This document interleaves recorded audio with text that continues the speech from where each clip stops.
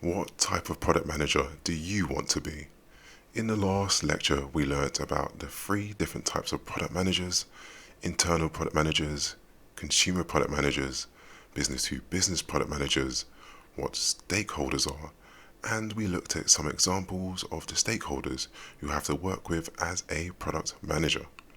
If you skipped the lecture or you're not clear on any of the points, go back, watch it again. It will really help with this lecture. In this lecture, we'll be learning how to pick the type of product manager role that will suit you best.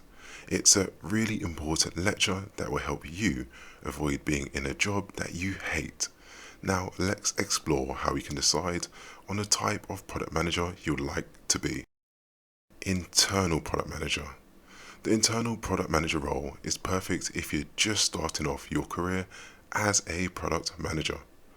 An internal product manager role will allow you to learn a lot about your company and their tech stack as you'll be building products for your colleagues to use. The role is primarily project management focused and comes with much less risk of losing the company money if you make a mistake. Business to business product manager. This role is great for people who are making a jump from product management from sales, business development, marketing, or even project management. Business to business product managers have a much smaller number of users to build for, and your role usually drives revenue for the business. The role suits people who are less creative as your priorities will be revenue driven and guided by your sales or marketing team. There will usually be tight deadlines in this role, making it perfect for people who are comfortable handling stress. Consumer product manager. Consumer product manager roles are perfect if you are creative, like freedom and flexibility, but also love data and research. This is as you'll be building new products for potentially millions of users as a consumer product manager.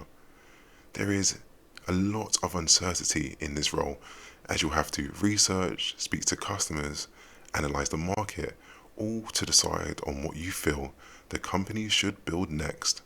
So to recap, in this lecture we've learned who is best suited to an internal product manager role, who would love a business to business product role, and lastly, the creativity and freedom a consumer product manager role gives you. In the next lecture, we'll be learning about the difference between product management and project management. People usually make the mistake of confusing these two roles, so it's an important lecture for you to get your head around.